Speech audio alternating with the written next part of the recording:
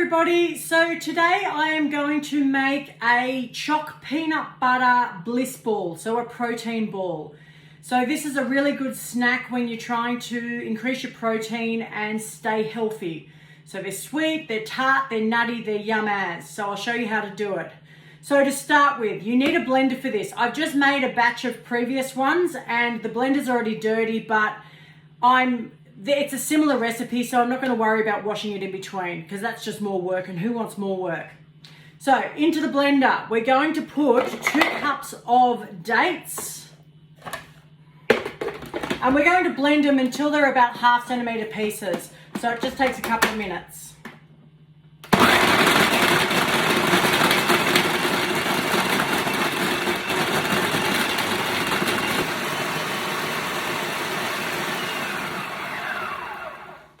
Okay, so now you can see that they're broken up into quite a fine sort of a size now. Now, you're going to start adding your other ingredients. Here I've got 2 cups of almond meal, but if you wanted to, because these are a peanut butter ball, you could actually put peanuts in there. I didn't have any, and you can use whole peanuts, so put them in at this point, and then you'd blend them until they were broken up into small pieces as well. But because it's just meal, I can just add them all in. Then you've got also 1 cup of LSA, linseed, almond and sunflower seed. I've got a little bit of coconut left from the previous recipe, so throw that in as well. You can put any flavors of anything. It's all about the sort of the energy and the flavor of this. So it doesn't matter if you put whatever you like in there. Just play with the recipe a little bit. Then we have got peanut butter. I go down to my local health food shop and they grind the peanut butter from peanuts on the spot. When you buy jarred peanut butter, they don't tell you this, but some of the brands, the ones that you never get oil on top of, they put aluminium oxide and other chemicals and preservatives in them to prevent the oil from raising to the surface. Any true peanut butter will have oil sitting on the top of it after it's been sitting for more than a week or 2. So try to get a peanut butter that has the oil, or go to a health food shop to get your peanut butter.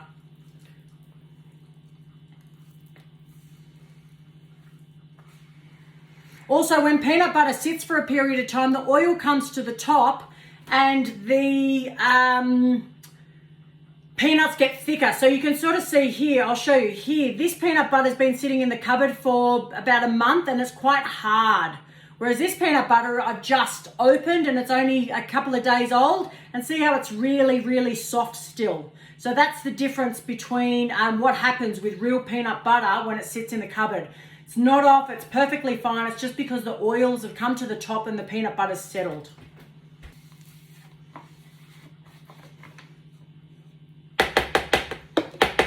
Okay.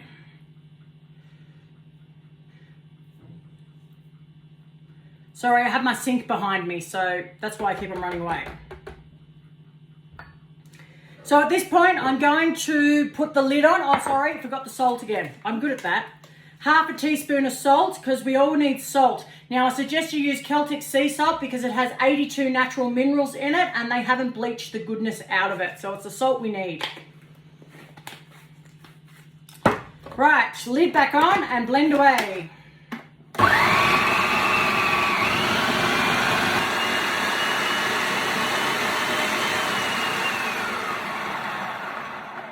You can see the machine struggling because of the moisture of the peanut butter and the thickness of it. It does get stuck.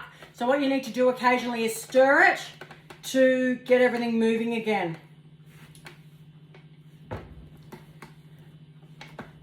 Now at this point, if you wanted to just make a peanut butter bliss ball, you can leave it like this, mix it through. There's enough fat to get this going, but I want to add chocolate to mine, which is cocoa powder. So I need more fat in it, I need moisture. So I'm going to add some coconut oil to it so that I can get the moisture. It gives me more good fats, so not a drama. So I'm going to add 1/2 cup of coconut oil in there as well.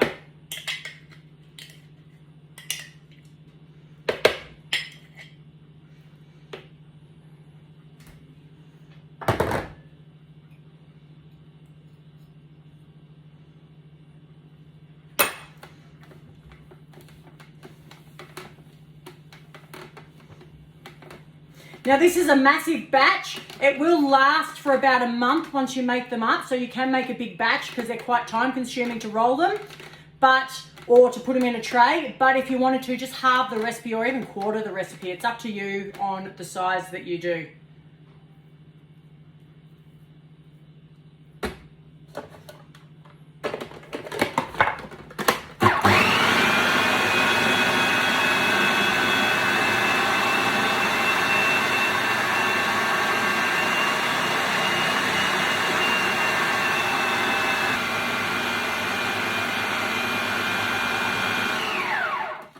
Okay, so now that the coconut oil's in there, I have a nice sort of a moist paste. So there's room in there to add in some dryness now, which is my cocoa powder. So to that mix, I'm going to add a cup of cocoa powder because I want it nice and chocolatey. If you want not as chocolatey, just add half a cup and it won't be as chocolatey.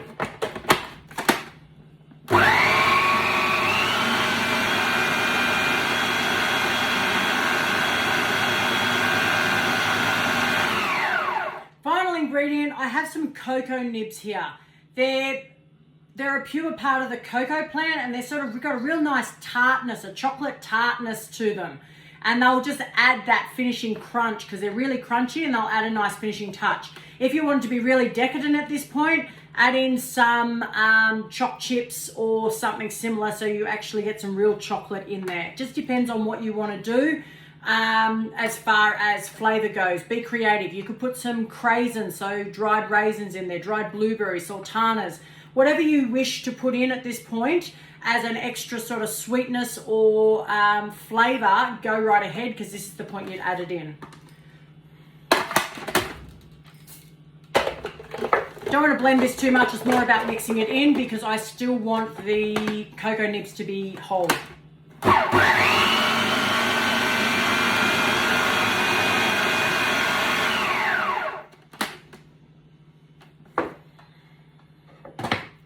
Okay, so my mix is done.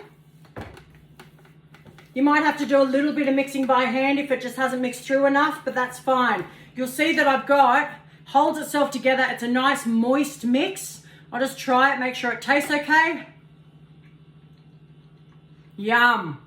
Peanut butter, bit of chocolate, really, really good. Sticks to the roof of your mouth, so it's just perfect. So next. With this one, I've decided I'm going to, rather than rolling balls like you quite often do with these, I've decided to just do it in a slice tray.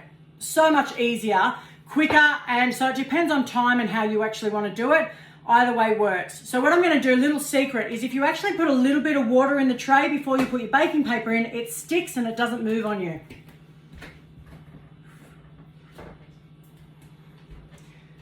See, just a little bit of water in the tray. Tip out the excess. Okay, so you've got some water. Then put your baking paper on top. Push it down and see, it sticks. And then if you throw it in the oven to bake with it, we're not with this one, but if you're baking it also, the water will evaporate, so it doesn't matter.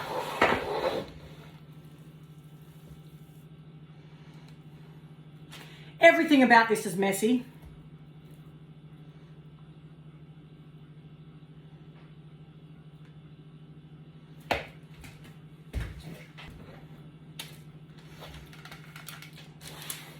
So, scrape your mix into your tray.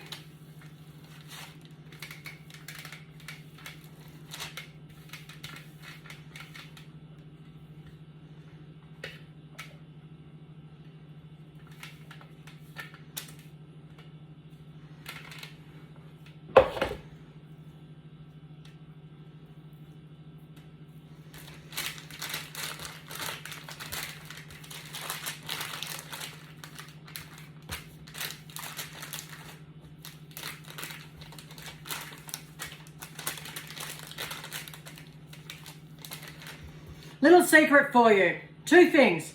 Before you put your spatula in the dishwasher or wash it, they pull apart. That way you clean the entire thing, you don't get bacteria problems, and you wash things properly.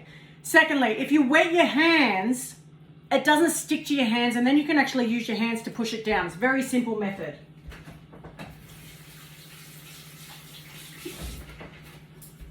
So I've just shaken my hands off. They're actually wet, but when I push down, see how they doesn't actually stick to my hands now. And I can very quickly push this into the tray, into the paper, and it doesn't stick. It takes you half the time.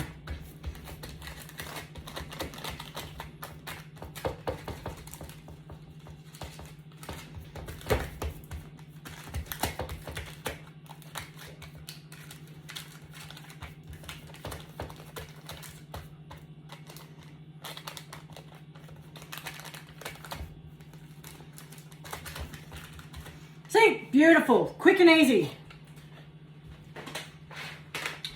Now to finish this off, a little secret, always have a sink full of water and just wash your hands in a sink of hot soapy water, and then that way, it doesn't matter how much mess you make because it's a really quick sort of method.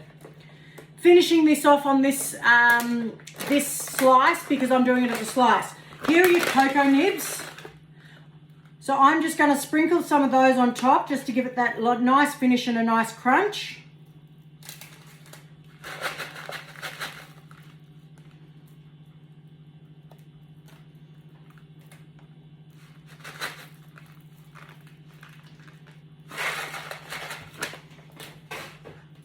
And also I've got some almond meal, so I'm just going to sprinkle a little bit of almond meal. But you could put peanuts on top, you can put choc chips, you can do whatever you like. Just depends on what you're wanting to do.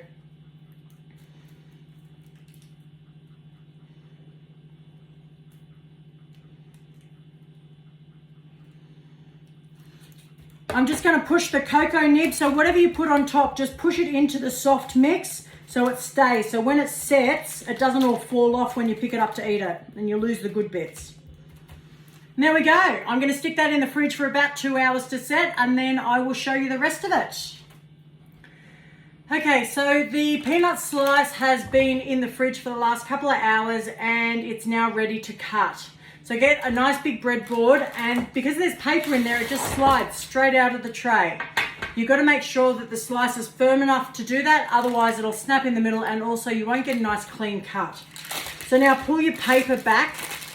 You can just cut it on the paper, so just have it nice and flat, and then you can cut it however you wish to cut it. I'm just going to cut it into about 1.5 inch squares. So it's just a matter of cutting the slice to the size you want.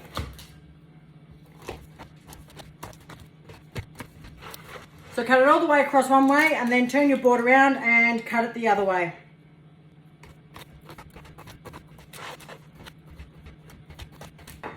And there we go, you've got nice fingers ready to go.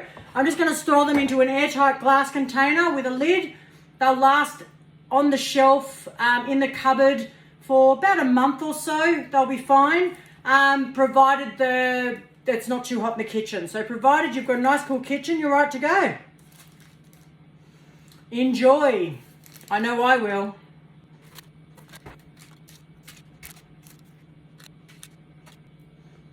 Talk soon.